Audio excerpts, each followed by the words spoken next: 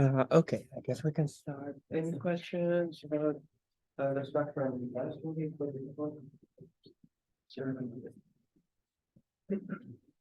Okay, so basically today, I have to tell you about some special matrices and some operations that you additional operations you can do with matrices, and that would be the last thing that we need before like moving to analyzing systems of linear equations, which is with all the stuff we have been doing about matrices, will actually seem a lot easier than if we had just started with systems of equations from the very beginning.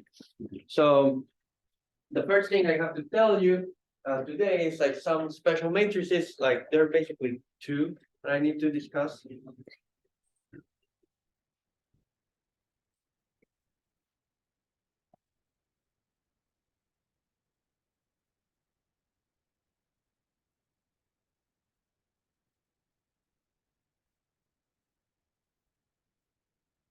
The first one is called the zero matrix, which I may have mentioned before, but let me just write more about it today.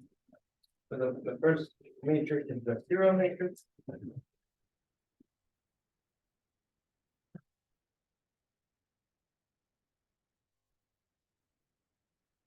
And as you might expect, it's just a matrix with all the entries being equal to zero. So it is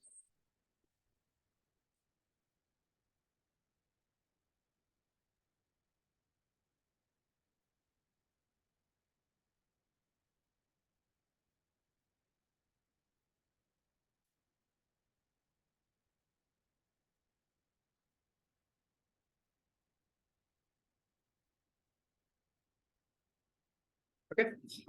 So just to give you two quick examples about the of this matrix. Like what is the zero matrix 2 by 3? Well, it has two rows, three columns, so it's 0, 0, 0, 0, 0, 0. And what is a matrix like the zero matrix 2 by 2? Well, it would be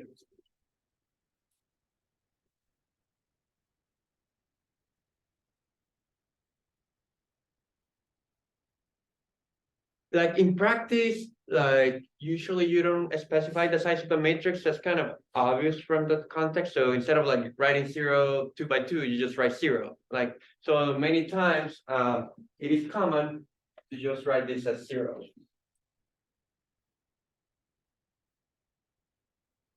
To write either as 0.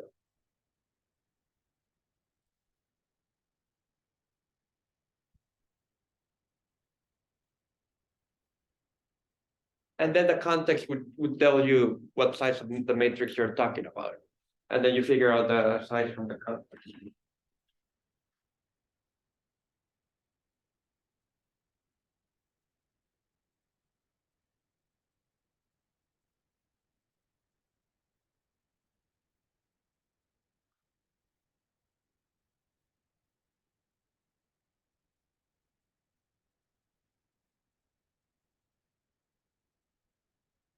Basically, the two main properties are what you would expect, that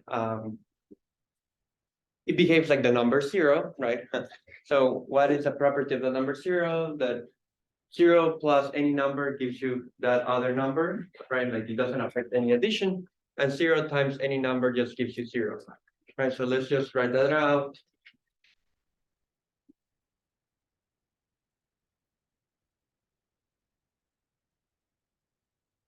And if A is an m by m matrix,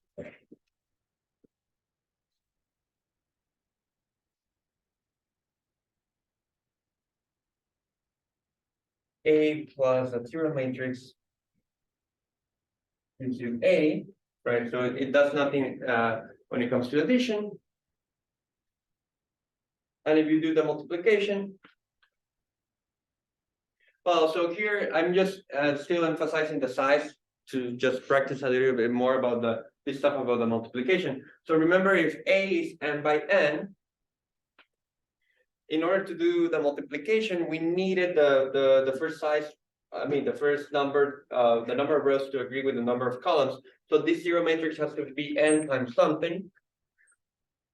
So we can call it n times L. And again, like it is like a number, it is the analog of a number times zero, so you should just get zero. So what happens here is that you get zero, and then the size of this product is ML.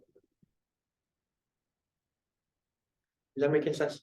So I'm just emphasizing the sizes to again to practice a little bit more about that with that in terms of, because for matrix multiplication, that's not you can't always multiply matrices. You have to check that the sizes work. And by the same logic, if this one was m by n, and you put the zero matrix here, now it can be like something like L times m, because now the inner numbers agree, and then the size of the product is the exterior one. So it's like 0 L. But like it's not too confusing. Like at the end of the day, it will be what it needs to be for the multiplication to make sense. So for example, if I had written down something more like concrete, like A, like 2, 1, 0, 3, 1, 2, right? This is 2 by 3 again. So you can do this one. 2 by 3. If you multiply with a zero matrix here, it has to be 3 times something. So like this other number can be whatever you want. Let's do it like 3 by 2.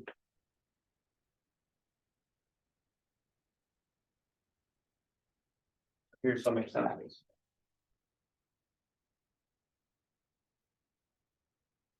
And that gives you what? Like it will give you a bunch of zeros and of size 2 by 2.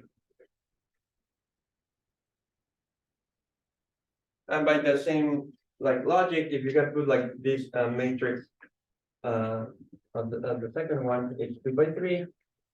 So like here now it can be whatever you want. Again, it could be like, for example, 3 by 2. Let's put it like 2 by 3 just to do something different.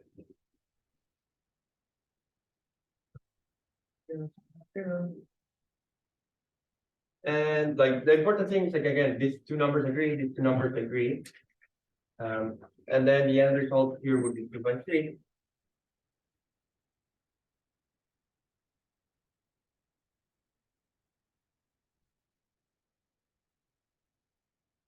Okay. So again, this is like the important agreement that we need when doing the matrix multiplication. And this is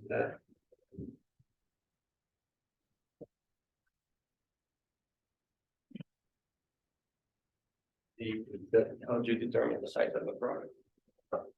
Okay. Any questions about this? So far, so good. That making sense? Okay, in practice, like specifying the size of the zero matrix is kind of like unnecessary, because like once you have like a specific example or a problem, you just figure it out. It has to be whatever it has to be, so that you can do the product or the addition, right? Whatever it needs, whatever is needed from you.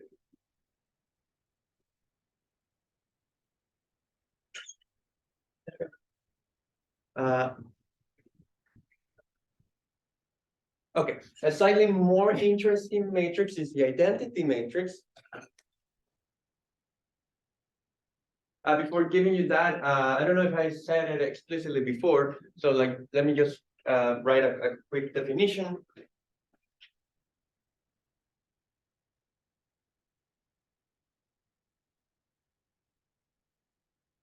Matrix is a square matrix if the number of rows equals the number of columns. So then that may be something I have said in the past, but let me just remind you about that. So a matrix is called a square matrix.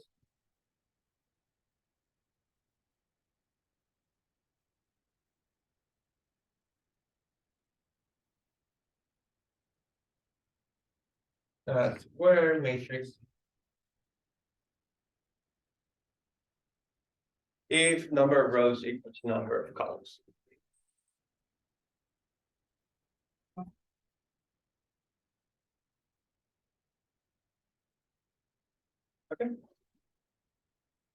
So if you have checked the assignment that I um, mentioned, like on the last announcement on this mirror side, I think some true false or other questions involve the word square matrix. So that's what that's referring to. So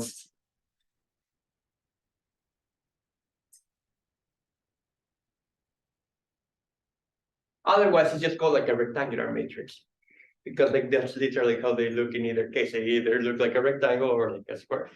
Um, it's also kind of annoying that most times like matrices, like when you start labeling matrices, like the first letter that it's used for a matrix is A because the letter A is also used in a lot of sentences. So usually when I would refer to a matrix, I'll just try to put like quotes around it so that you know that here it refers to the name of a matrix, not like the actual letter of the English language like A.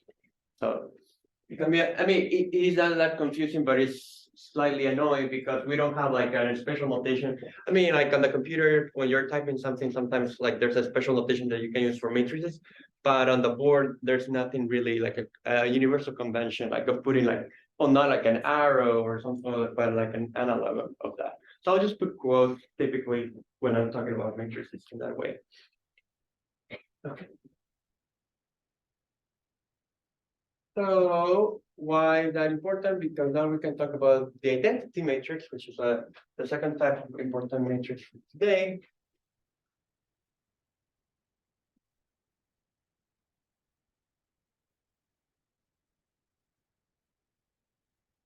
Uh, that's called IN.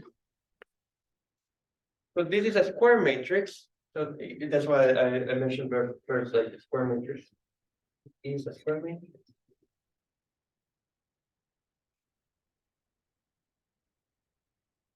Of size n by n.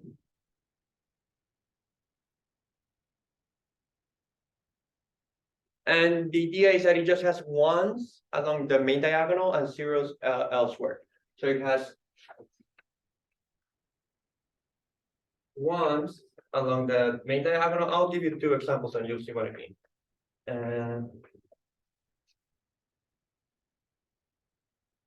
And zeros elsewhere.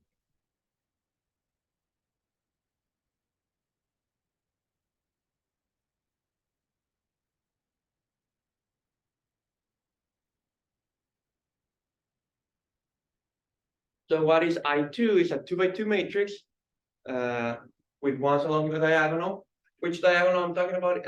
I mean this one, which is like I think typically called the main diagonal. So, and then you put zeros everywhere else. And what is I3 is 3 by 3. So it's 1, 1, 1, and then you fill it out with zeros. Okay. And you can imagine how the others go, right? And again, it's kind of one of those things that in practice, and I think you may see that on the PDF of problems I gave you, like you may just write I instead of like I2 or I3, I4, because it's kind of obvious from the context which size you would be talking about, right? So sometimes they're just called like I, or even one, but that's a little bit, I mean, that can also be done. So sometimes they're called just I.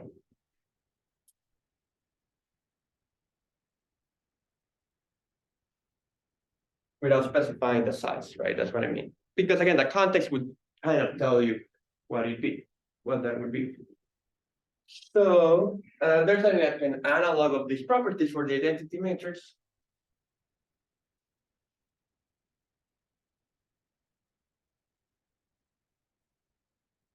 Well, before is that okay?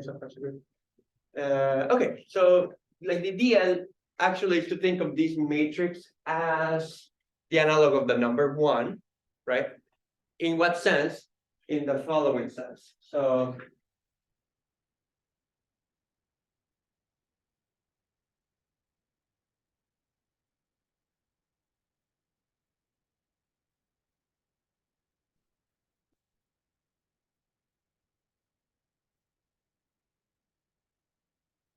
well, in terms of multiplication, a number one has a property that one times any number is that number, right? It does nothing to a number. So like the idea of like a matrix multiplications with the identity is more or less that the thing happens.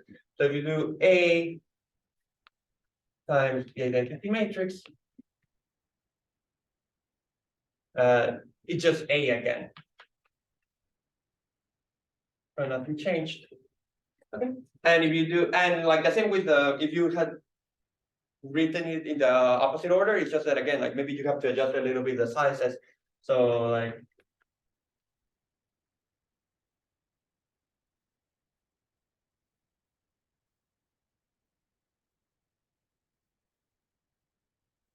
so that's the first property of the identity matrix.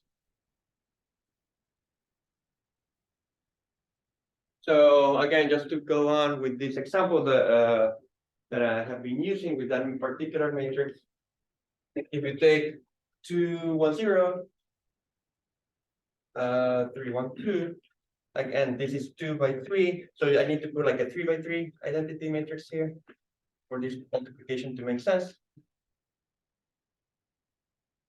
And you'll get back this matrix again. And the same happens if you had done it the opposite way, just that you have to use like a different identity matrix, a different size. And so you would have needed a 2 by 2 matrix in that case.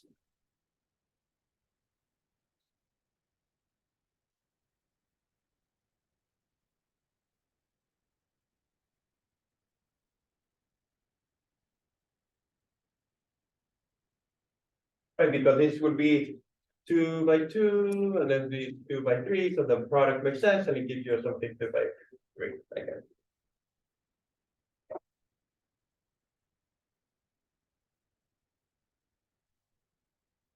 But again, once I had given you this matrix, is from the context kind of tells you what size you had to choose for the identity matrix, because you needed like the product to make sense or to be well defined. Is that okay? Is that making sense? And then the second property of the identity matrix, which is kind of the same as the first one, but it's still useful to like, write it down explicitly, that if you have a vector, but it's like really like a special case, this one, but if B is a vector,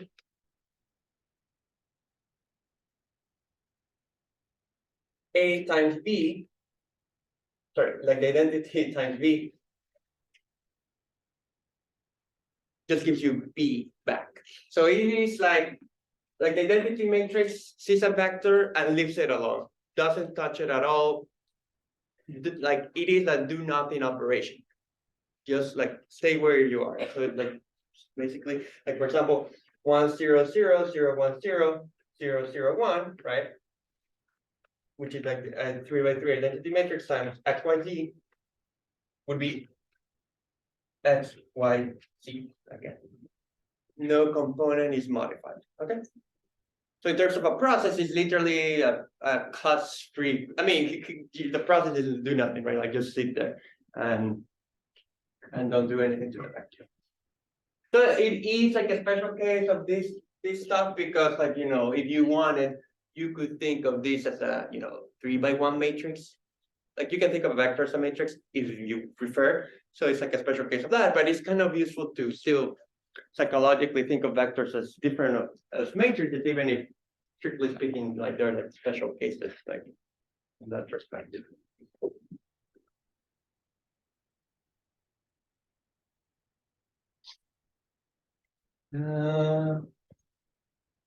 Okay, so far so good. Any questions on this? Okay, so those are the analogs of the number 0 and 1.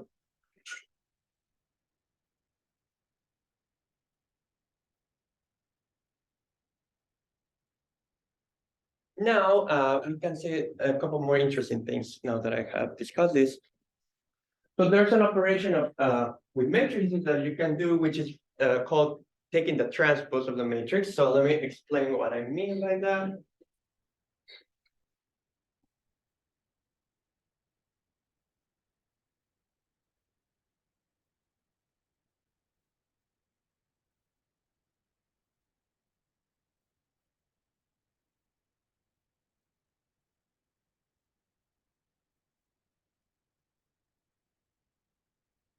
what's the transpose of a matrix?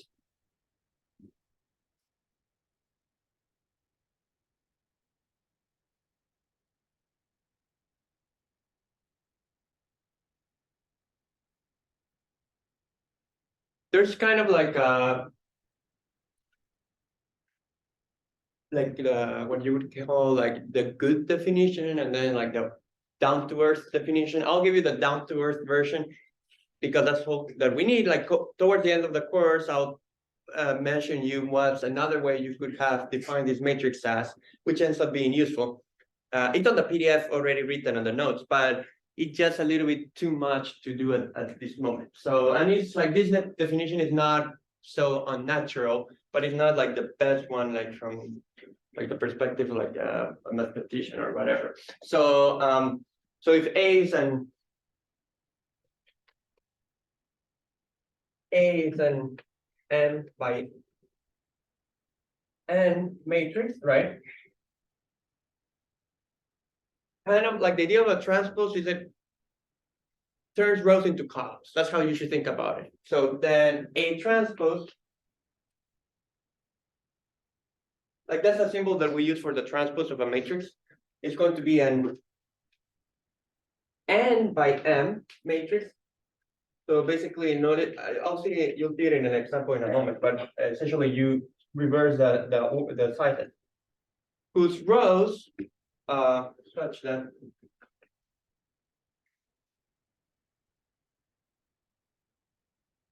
the rows of A transpose are the columns of A, basically. So that's it. It's not entirely artificial, but I'm just saying like there is a better definition than this one, but this is kind of good enough for now.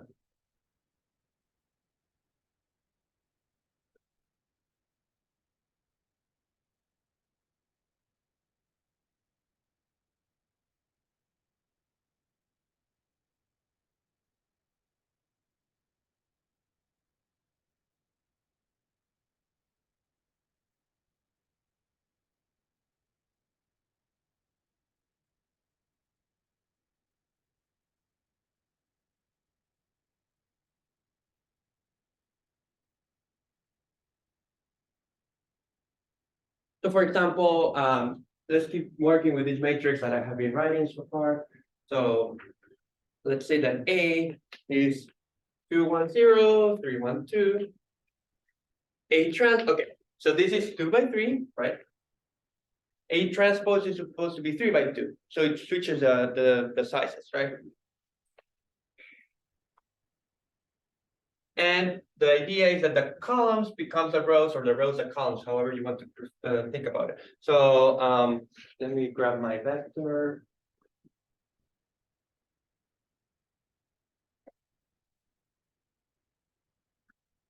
Like you can imagine, like you literally take the row and just turn it into a column, right? And that's what you do. So 2, 1, 0. I mean, it was the first row, so it should become the first column. And this one is the second row, so it should become the second column. 3, 1. And that is 3 times 2. And what I'm trying to say is that if you look at the rows of A transpose are the columns of A.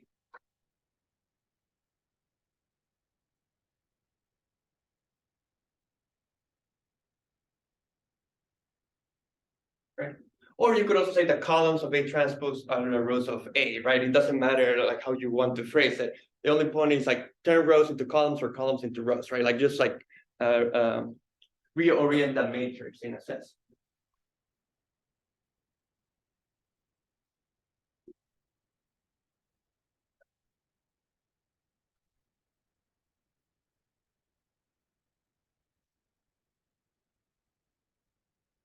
That makes sense. Now A could have been something more down to earth, like 1, 0, 2, 1. In which case A transpose would have been 1, 0, 2, 1, right? So 2 by 2, 2 by 2.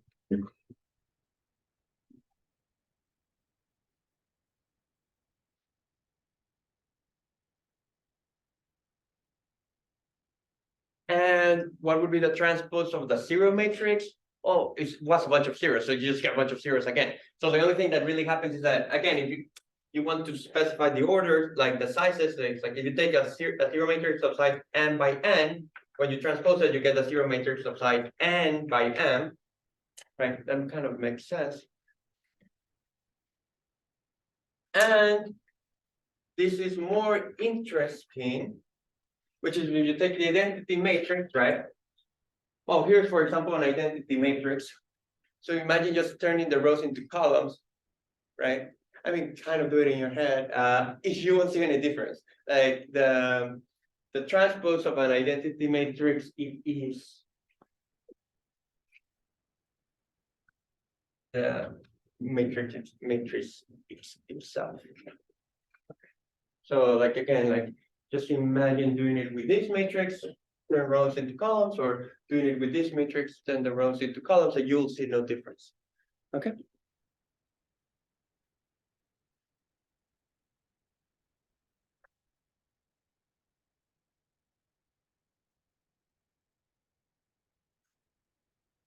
Let me get this.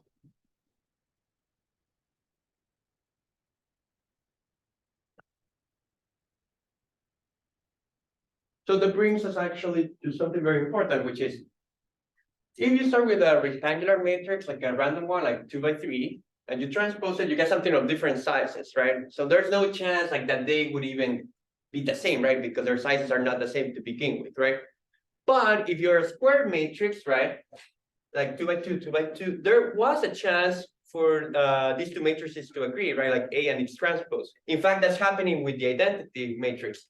So whenever you have a matrix and you transpose it and you get the same matrix again, that's very important, very special, and those matrices will be called symmetric. So let me write that down.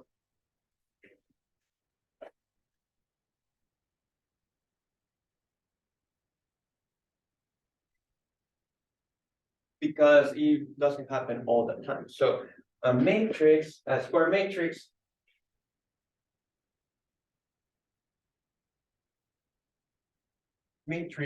is symmetric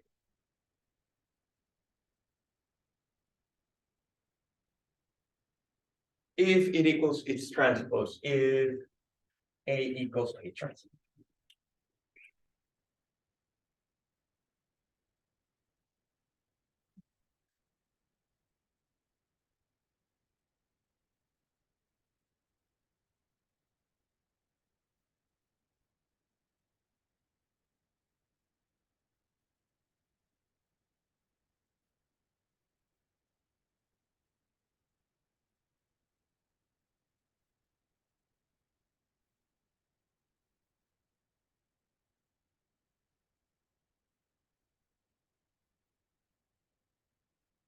So I'm about to give you some examples, but let me make a remark.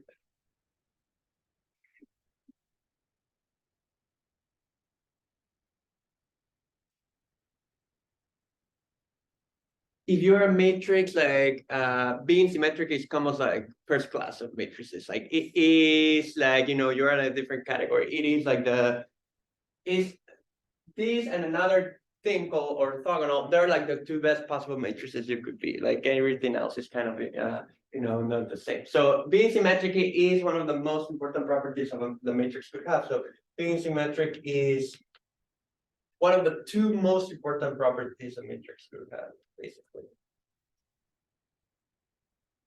Is one of the, more or less, yeah. One of the top properties, like, because we could include some others, but like it is a big thing if your matrix is symmetric. That's what I'm trying to say.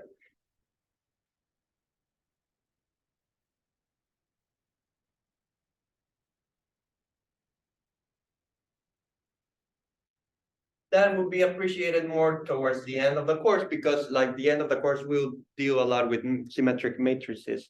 So we'll do a lot of things with them. But for now, it's just like, okay, here they are. And by the way, they are kind of important, but not right now. Like they're just like happen to be some particular matrices. So let me give you some examples of symmetric matrices.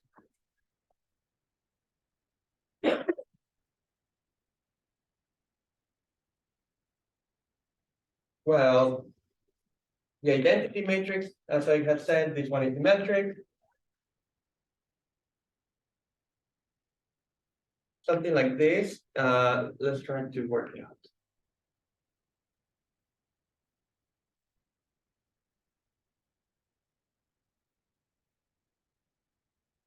Okay, so I claim that something like this should be symmetric. Because we have to compare this with against its transpose. So again, this row will become a column. So 210 becomes a 210 as a column. So that's the first thing that we get. Then the second row becomes the second column. So you put now 135. And finally, the last row becomes the last column. So you put here 054.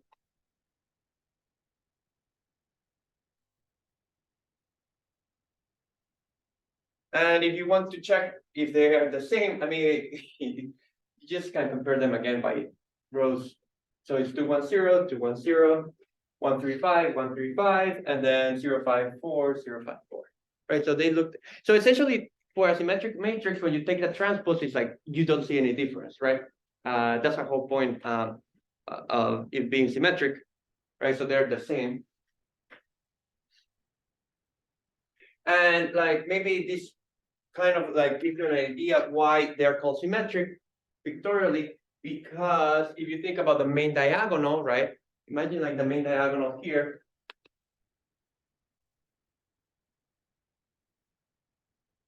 Like, well, the idea of a symmetric matrix is it kind of when you reflect it along the diagonal, right? Imagine putting like a mirror going through this diagonal. Like the mirror image of each number is itself, right? So 1 goes with 1, 0 goes with 0, 5 goes with 5. So it's kind of its mirror image. That's why it's being called symmetric. So like visually,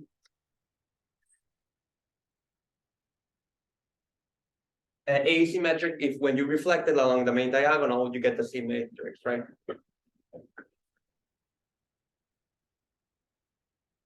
When it equals its reflection along the main diagonal.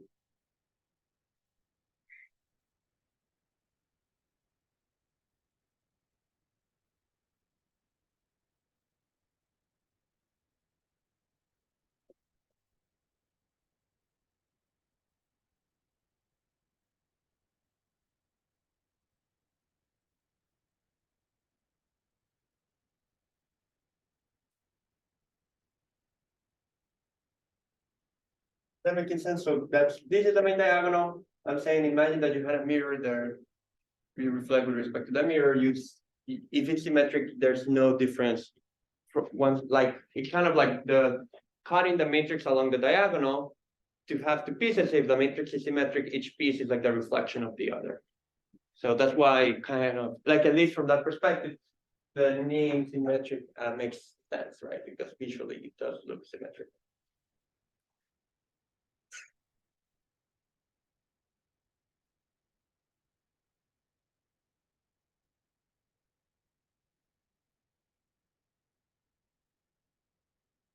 Is that okay?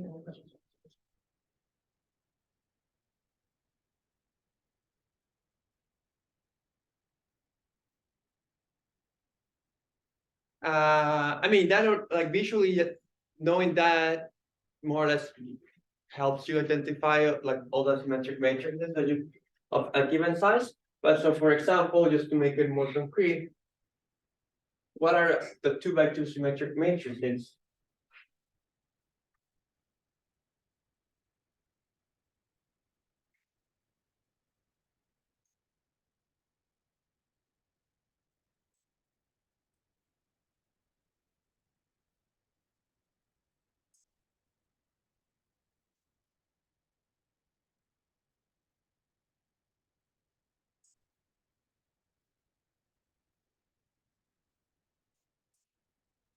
Well, you start with a number that you want along the first entry along the diagonal. That can be whatever you want it to be because it's its own reflection with respect to the diagonal. Same goes for the second entry along the diagonal, right? It's its own reflection along the diagonal. But then when you move to this entry, right? Now, when you reflect it, you better make sure that it ends up being the same, right? So like the only freedom that you lost on what to put here is that whatever you put here, it has to be matched with its reflection. So any 2 by 2 symmetric matrix looks like that. It can be whatever you want along the diagonal, and then away from the diagonal, you just have to make sure that they match those two numbers. So here, A, B, C are arbitrary.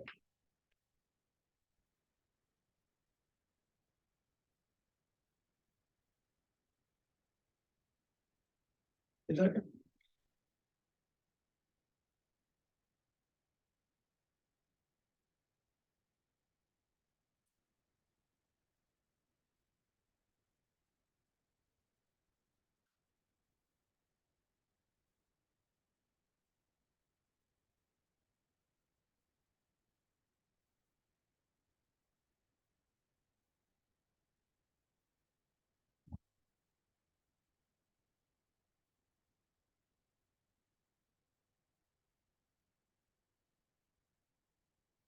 Any questions?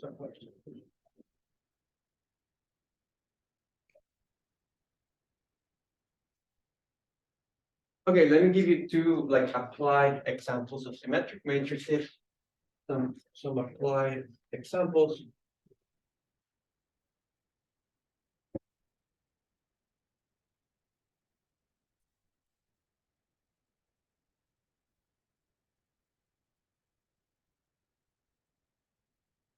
So imagine that you had like a mass, a point particle or like some mass m, right? And you have maybe like a rod or something like that, like a bar or like some rigid rod connected it to like the origin. So it's like if I can put like, I put like a tiny ball here, and I'm allowed to rotate along that ball with respect to some fixed point, right? Like as you see here. So if you have seen this, I don't know if you have taken a physics class where you talk about inertia, but this has a moment of inertia, right? I don't know if it looks familiar. So let's call like the length of this rod R. So like there's this thing called the inertia, like the angular, like moment of inertia or angular yeah, because inertia sometimes is used in a different, but let's call it moment of inertia. Anyone remember the formula for it?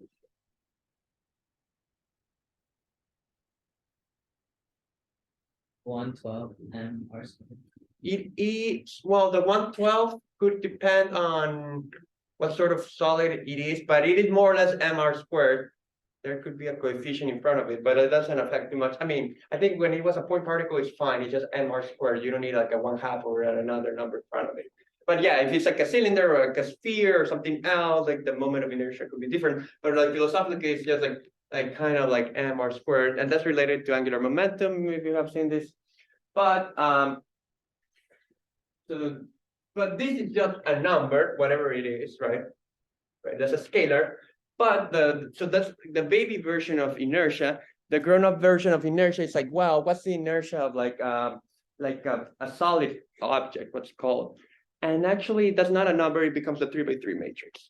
So that's called the tensor of inertia, and that's used a lot in engineering. So like the actual this is called the baby version.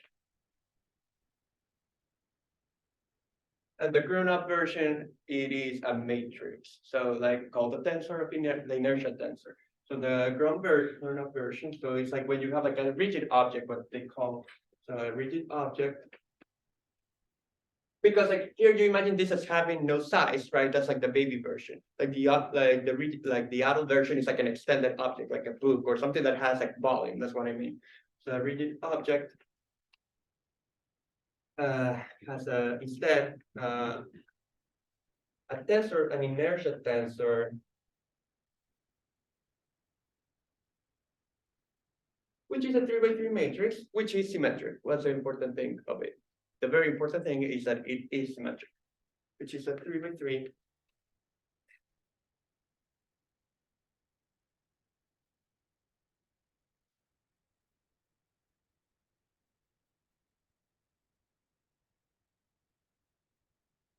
Okay. Because like, what's the thing? What's the deal? Like the deal here is that like the angular velocity, like sorry, the angular momentum is kind of inertia times angular velocity, if I don't get this wrong. The grown-up version of that continues to be true, but now this becomes a 3 by 3 matrix, and these are vectors. So that means that here they're always parallel because this is like a number. So they are always parallel vectors, but here they're not necessarily parallel because you're taking a vector multiplying it by a matrix. So there can be a discrepancy between like where the angular momentum is pointing and where the angular velocity is pointing. So it's kind of like the interesting thing. So that's like, I mean, but this is like as a 3 by 3 matrix. That's what I'm trying to say. So it is kind of like the same equation keeps working, but it's no longer a number, and then you think about it as a matrix. But it is very important that it's symmetrical. And then again, I'll tell you near the end of the course what are some properties that being symmetric would guarantee for like a thing like that. But yeah, so symmetric matrices are actually kind of appear like naturally in many contexts.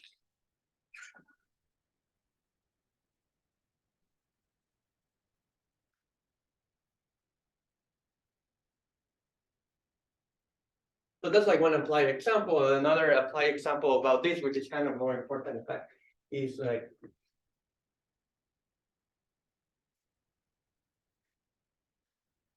so like in quantum mechanics, like these symmetric matrices are called observables, and they're basically the things that you can measure in an experiment.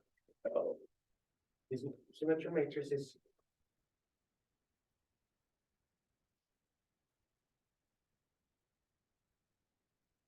are called observables.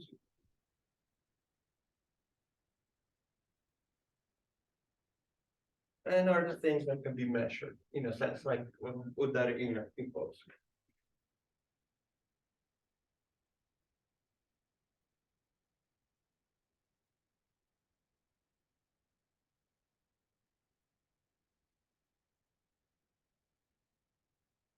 Okay. So it is like if you want to measure like a property of an electron or an atom or a molecule or whatever, you cannot like there are things called like spin and other things like that. You associate to it a matrix, but the matrix you have to associate to it has to be symmetric. Otherwise, you cannot measure it. Like, so it's important that they kind of become important in there because of that.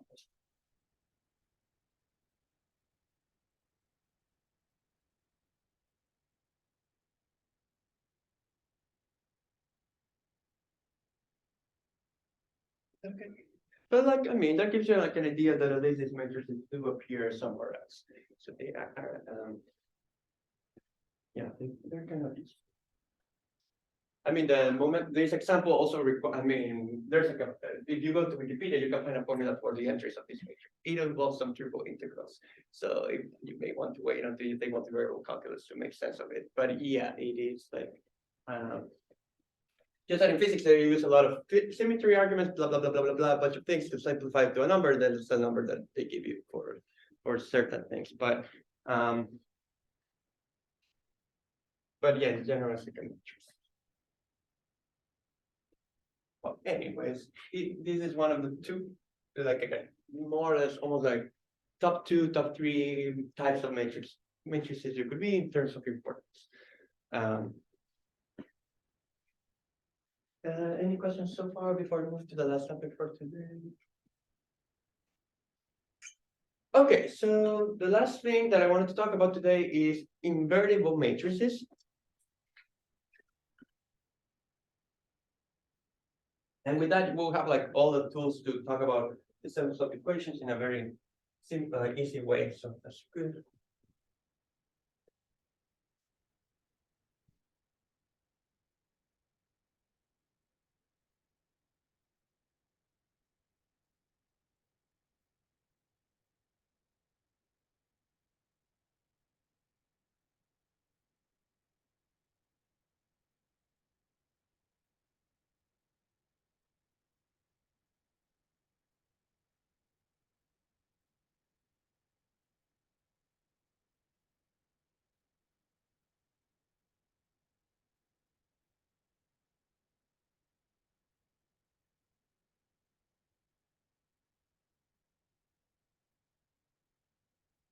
So this is going to be the analog of for numbers, what you would call like A inverse, right?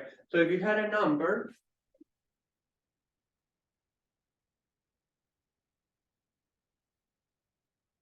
if you had like a number A, right?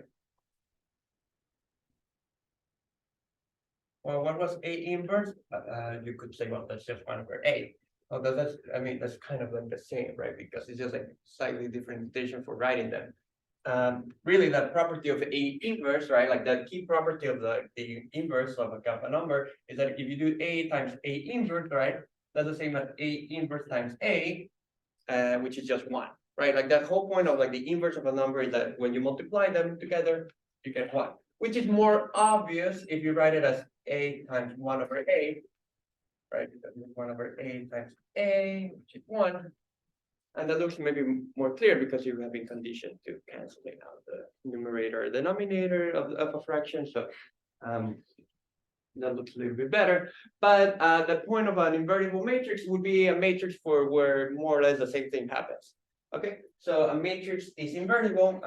A square matrix, by the way, we'll do this just for square matrices.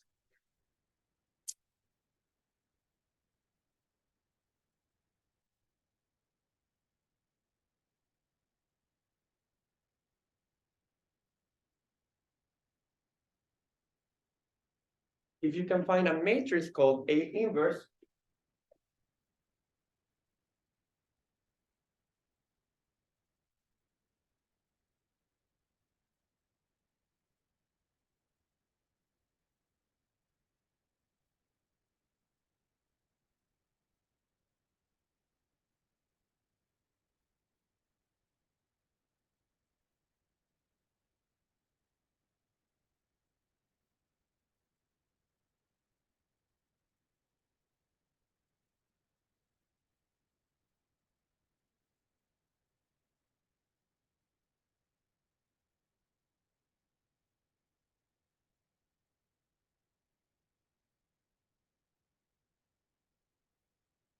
okay. So what this is saying is that a matrix is invertible is basically, let's put it in the box.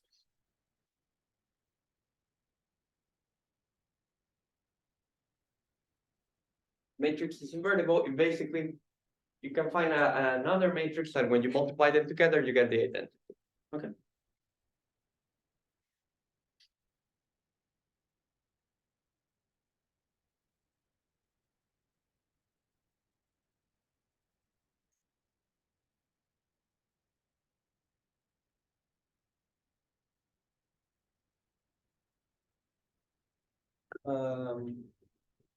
That making sense. So let me make some remarks before giving you examples and like pointing out some things. First remark is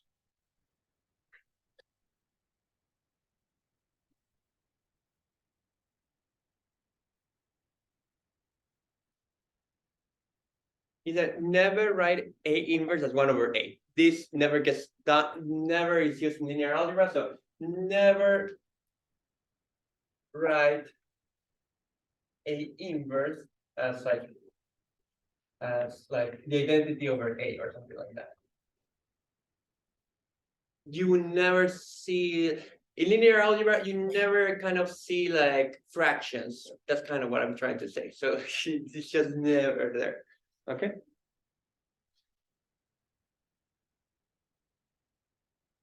Just keep writing as A inverse. The reason for that is just that it could get confusing because like it would, I mean, I'll erase this like in a moment, but just to give you like an idea, imagine that you have written like A inverse times B, right? If you switch to your fraction notation, you would say, well, that's like IB over A, and this is like B over A, and then now this looks like B times I over A, and this is like B A inverse, right? So it kind of looks like you can move them around because if you put like a fraction in the middle, now what's like, you know, numerator and denominator is not so clear the order of multiplication that's taking place, right? When you write this like as a fraction, like what comes first in a product, right? It's not clear. Here it is clear, right? It's A inverse times B, and this would be B times A inverse, and they are not necessarily the same. But by going through this notation, it just like invites you to, rewrite things in orders that you were not supposed to. So that's one of the reasons. I mean, that's basically the reason why it gets avoided, because it's not obvious, like when you write it as a fraction, like what comes first when you do the product. You know what I mean? So just avoid. Is that okay? And the second thing is that you should think of as a process, or like as an operation. Think of A inverse as a matrix that cancels out the effect of A. I'll tell you what I mean by that right away. So think of A inverse as a matrix that reverses or cancels out the effect A. That reverses or cancels out the effect of A on a vector.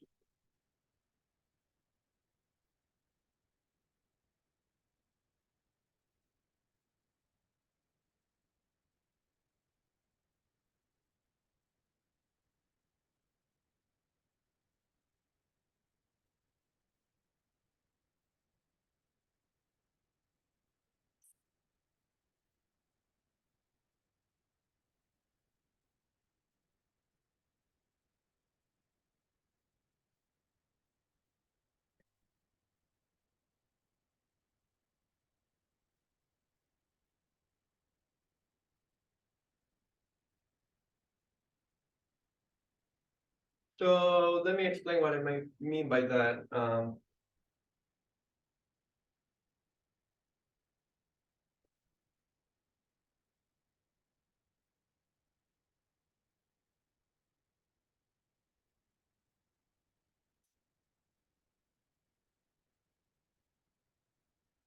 With an example. So you may remember, like I think we did it the first day of class, that if you had a vector v, right?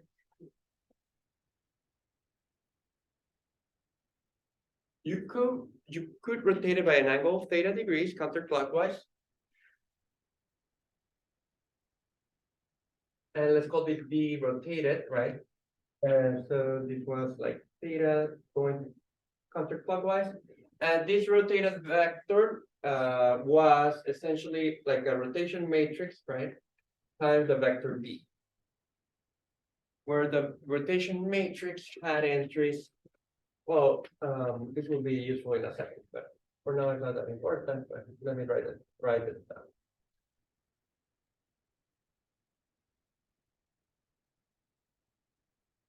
So we have done this before. If you have a vector rotated counterclockwise, and you get the rotated vector, right? So you can make this very concrete. Like you can imagine that this rotation was by 30 degrees, right? So I rotated counterclockwise this vector by 30 degrees, and now I'm on top of the big vector, right? And now my question is, imagine I wanted to undo this physical operation, right? So I'm asking you, well, now I have this vector and I want to go back to the original state, right? How would you get from here to here? What you should do as in terms of like an operation? What would you do to get back to your starting vector? And sorry? Yes. What? So use negative theta. Yeah, exactly. Those are basically the same answers. So, right, instead of saying like, well, let's go theta, right? You could also say let's go minus theta. Okay, and that should have the effect of undoing the rotation operation. So let's try to think about what r of negative theta is. If you put a negative theta here, you get cosine of negative theta, right? Minus sine of negative theta, sine of negative theta, and then cosine of negative theta. But it's kind of ugly to have like the negative theta inside, I mean the minus inside the argument. So here you can recall that like cosine and sine are even and odd functions. So cosine of theta is the same as cosine of negative theta, right?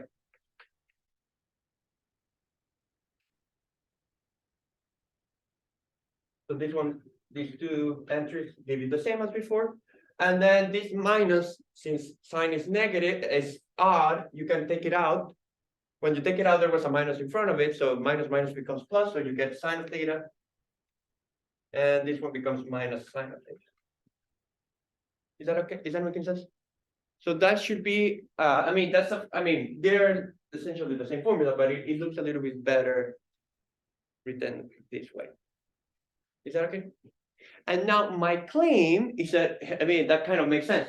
My claim should be that this is an inverse matrix for the rotation, because like, again, the rotation is rotating counterclockwise. I'm saying like this is kind of rotating clockwise. So doing 30 counterclockwise and doing 30 clockwise should cancel each other out, right? So you should start where you, you should return to your original state. So let's try to show that. So the claim is that the inverse of the rotation matrix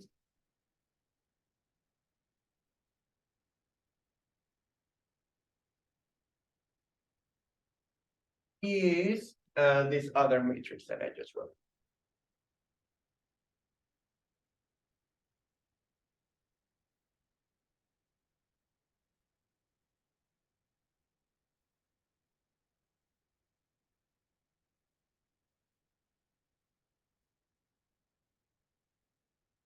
Is that okay? Maybe I should stop before we check this. Is this making sense so far so good? Like what I'm saying?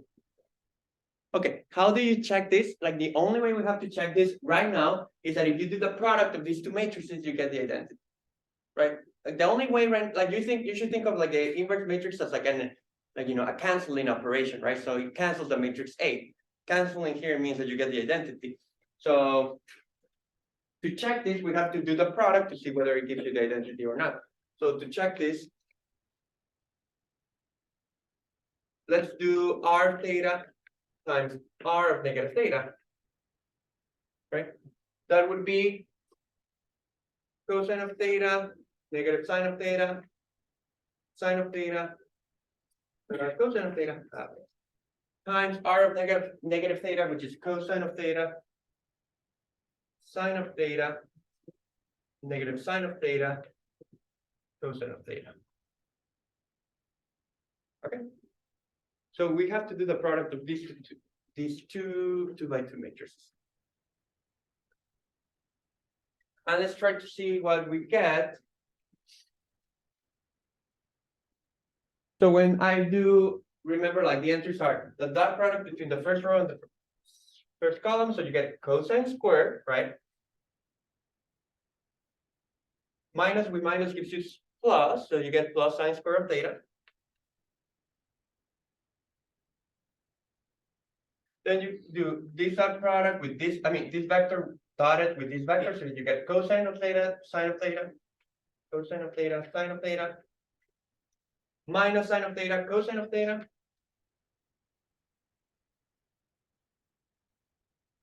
Right? And then you do something similar, this row with this column, so you get sine of theta, cosine of theta, minus cosine of theta, sine of theta. And the last one is this one with this one, you get sine squared plus cosine squared.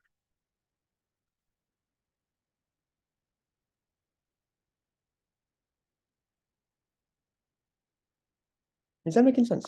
Any questions about the multiplication, how it was done?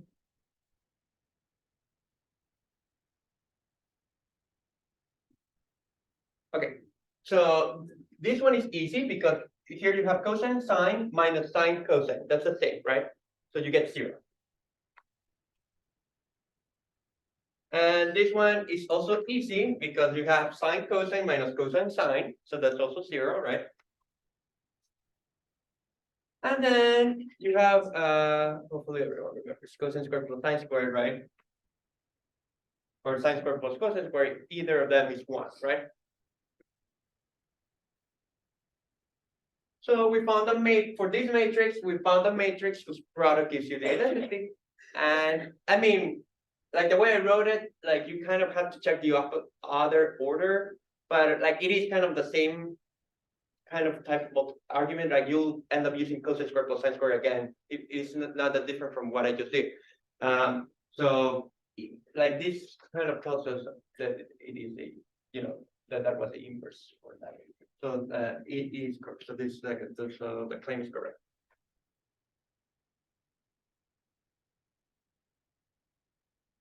That making sense? Obviously, like in a couple of well, actually, there could be a question. Let me stop to see if there are questions. Yeah. Well, that's the last thing I was going to answer. Good. That's a natural thing to ask. Because here I show you one that works, right? You could have said, well, how do you know that this is the only one that works, right? Maybe there's another hidden matrix 2x2 that would also, do the trick. So that's a good question. There's also another question you could ask about inverses. I don't know if anyone wants to give it a shot. If you invert the invertible matrix, just go back. Well, that's a good point. And I'll actually next time I'll write a bunch of properties. But yeah, it will have something like this will work. The inverse of inverse is 8. That's good.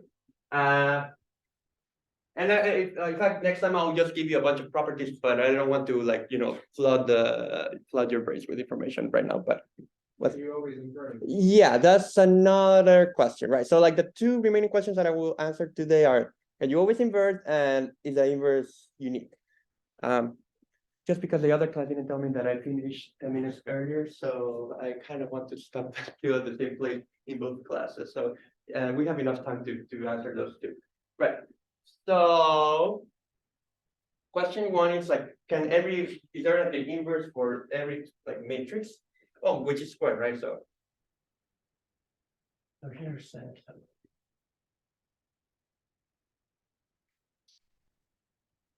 or another claim. This matrix has no inverse.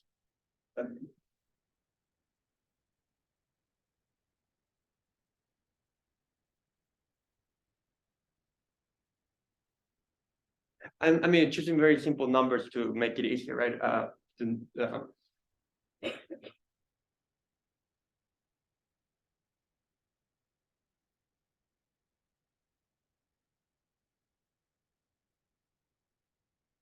a couple of classes, we'll talk about, being invertible. Okay, being invertible is also like a cool property to have, right? So if you're invertible, it's like a special condition. So we'll talk about other ways to figure out that a matrix is invertible or not. In practice, the most convenient one is by finding the determinant of the matrix, which some of you may have seen before.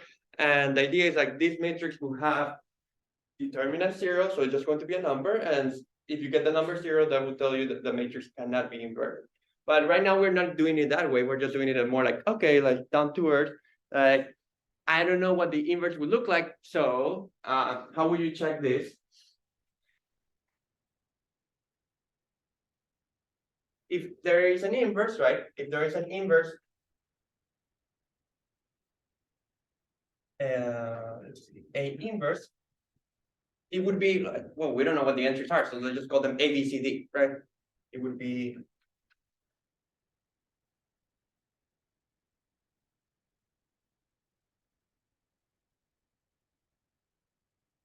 so we're just trying to find if we can find numbers A, B, C, D that makes this work, right? What do I mean by make it work? That it has the key property, right? So the key property is that if you were to multiply these two, you would get the identity matrix, correct? So the key property would be that this matrix times like the candidate, right, for being the inverse should give you the identity. Is that making sense? So any matrix that claims to be the inverse needs to satisfy that.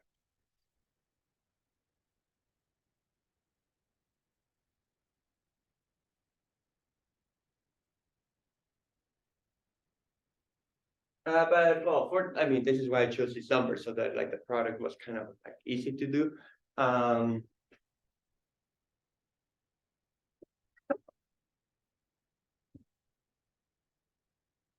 This one with this one gives you 1A, right? That's just A plus 0C, so it just gives you A. This one with this one gives you 1B, that's just B, 0D, that gives you 0, so you just get B here. Well, and this one is easy. 0 with anything is 0, right? So this one with 0 will be 0, and this one will also be 0, right? Because the second row is pure bunch of zeros. So the dot products will always be 0. That making sense? And hopefully the problem is already more or less clear. Like the last entry, you cannot make 0 equal 1, right? Anything else you could have tried to fix, right? I mean, these were already 0, so that was fine. And then you could have chosen A to be 1 to try to make it work, and then you choose B to be 0 to try to make it work. But there's no way to save the fact that like the fourth entry or the last one is like they're just different numbers, right? So they are not the same. So it doesn't work. Doesn't have an inverse, I should say.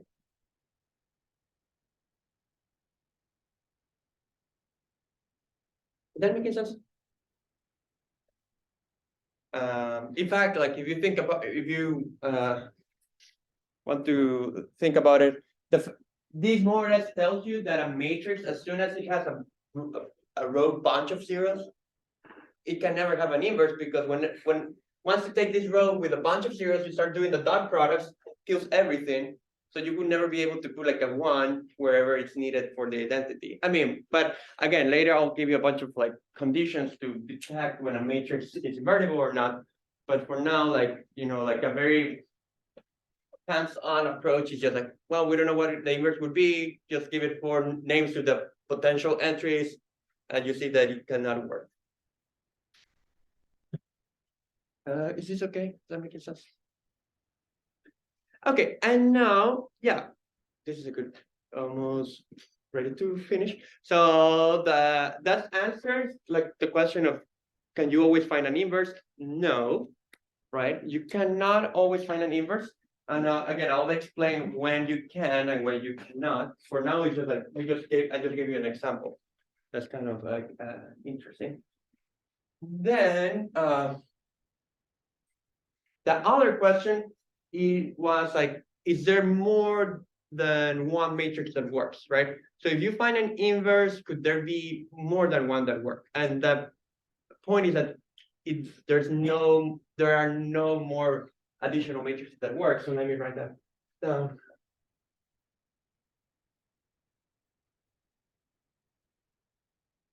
So this is another claim, and we'll finish with that today.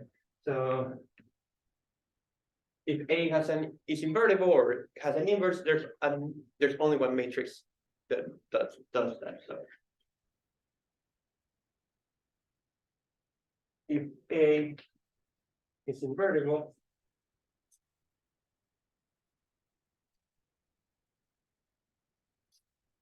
there's only one matrix.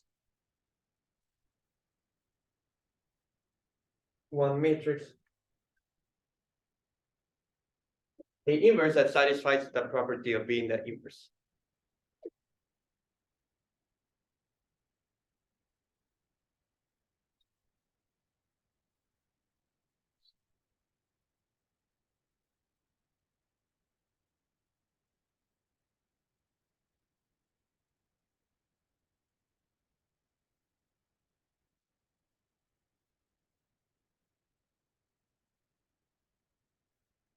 So from that perspective, it is okay to talk about the inverse of a matrix instead of like an inverse or something like that. So otherwise, this notation would have been ambiguous, like, because if there were multiple ones, you would need to specify them with something else. Like the fact that there's only one, like it gives us what we need.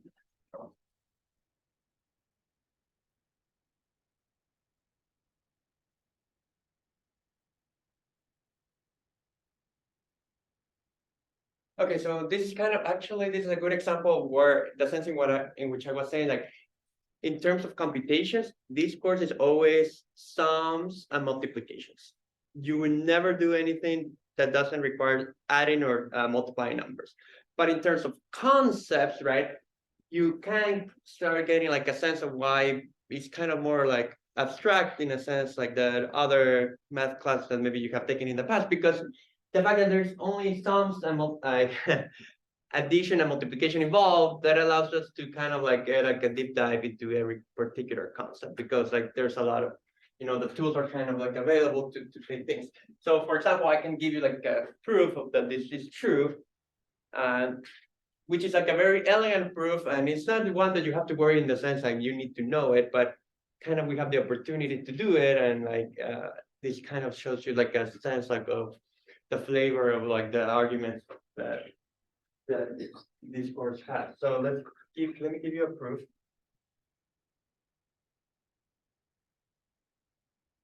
So the idea of the proof is like, say, well, let's say that you had two inverse matrices, right? Let's suppose that you had two that work. So say you have two candidates, right? For the inverse.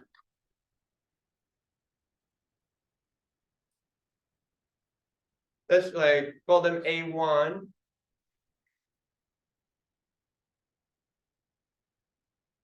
A inverse 1, and A inverse 2. Is that making sense? So this is like the first I'm saying that works, and this is the second that could be working, right? So each being an inverse, right? That means that when you multiply them with A, gives you the identity, right? Like that's a key property of any of these two.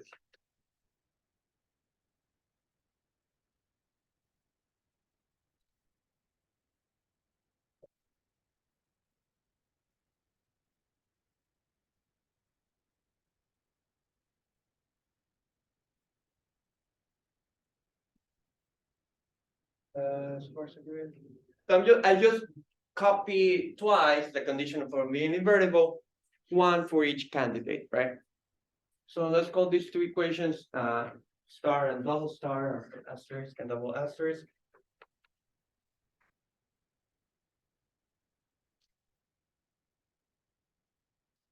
Okay, and now here comes the trick. So, which again, it is like takes some time to digest if you have never seen like proofs like this.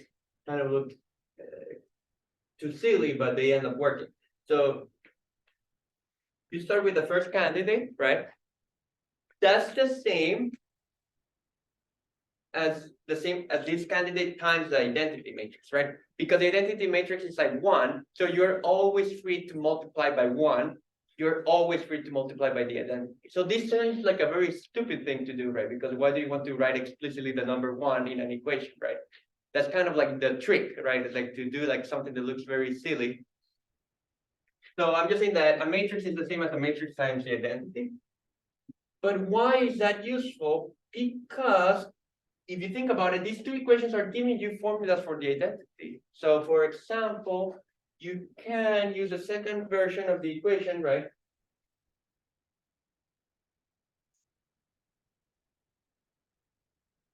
And substitute the identity with this expression.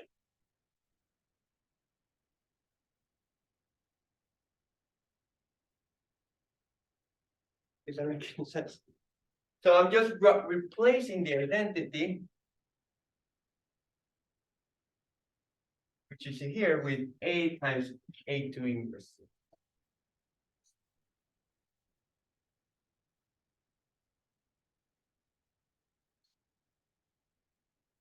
And any ideas what can I do next here?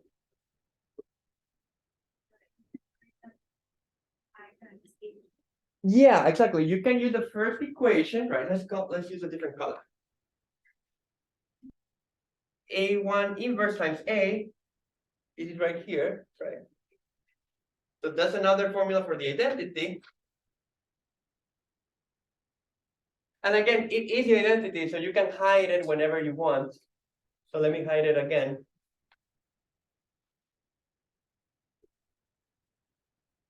But so if you see what we just did, which again, like every step is kind of very silly, but in totality, it looks like you prove something useful, right?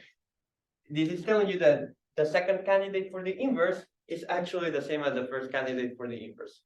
They are the same features. Is that okay? So again, it's not that I'm expecting you to know how to do these proofs, but at least kind of like gives you like a sense of like how many of the proofs in this course work. So from going from going to one step to the next, it's not too bad. But when you think about it in totality, it does seem like you prove something useful, right?